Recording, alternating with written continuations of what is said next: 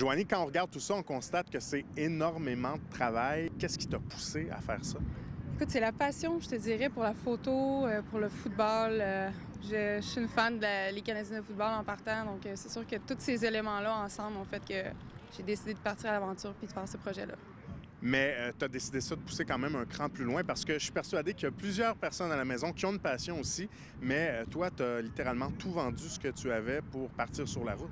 Oui, à peu près tout ce qui avait un peu de valeur puis que j'avais pas besoin sur la route, oui. Ben, c'est une passion, comme oui, beaucoup de monde ont des passions. Moi, je suis travailleur autonome, je suis freelance comme photographe. Fait que c'est sûr que quand tu es travailleur autonome, il faut que tu sois prête à prendre des risques des fois puis à pousser un peu pour avoir du succès. Puis j'ai décidé de prendre le risque puis de partir à l'aventure.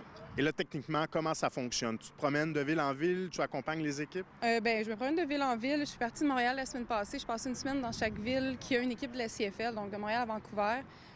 Mon objectif là-dedans, c'est de rencontrer les fans puis d'apprendre ce que c'est la culture qui est unique dans chaque ville. Tu sais, c'est vraiment différent, Montréal, Ottawa, de Saskatchewan ou Winnipeg. Et il y a vraiment une grosse différence entre les villes?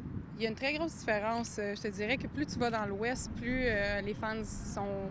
C'est gros. C'est sûr qu'on se le cachera pas, tu sais, comme ici ou à Montréal, on a la NHL, on a d'autres sports professionnels, tandis que quand tu arrives en Saskatchewan, tu sais, ils ont juste la CFL, donc puis ils sont plus isolés que nous, donc c'est sûr qu'eux, là-bas, c'est une religion, là, complètement. Là.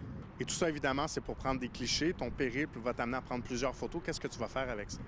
Les photos, c'est des photos exclusives. Mon but là-dedans, c'est de faire des photos qui n'ont jamais été faites avant. Donc, essayer d'avoir des angles uniques, des choses qui n'ont jamais été vues. Je suis chanceuse, les équipes, ils m'aident beaucoup jusqu'à maintenant. Ils me donnent l'accès que j'ai besoin, puis tout ça. Donc, le but, ça va vraiment être de prendre ces photos-là, de raconter une histoire au travers d'un livre, au travers ma lentille, au travers mes photos. Et ce qui est intéressant, tu me mentionnais ça dans l'entrevue, c'est qu'au-delà des photos, il y aura aussi du texte et puis tu as choisi vraiment les personnes avec qui tu vas travailler. Souvent, c'est des journalistes sportifs connus, établis déjà, qui ont beaucoup de connaissances puis qui savent c'est quoi, eux autres, la culture puis la passion des gens pour la ville.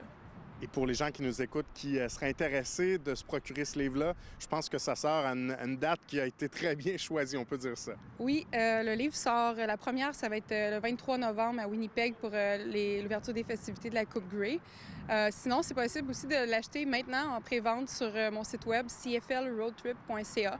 Puis c'est aussi possible de ceux qui veulent donner ou contribuer pour ce voyage-là. C'est un budget élevé que je finance moi-même. Donc, il y a une campagne en ligne que les gens peuvent donner aussi ou acheter le livre simplement.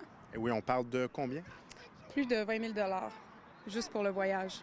Donc, il faut vraiment avoir une passion pour le faire. Oui, c'est ça. Merci beaucoup, Joanie. Merci.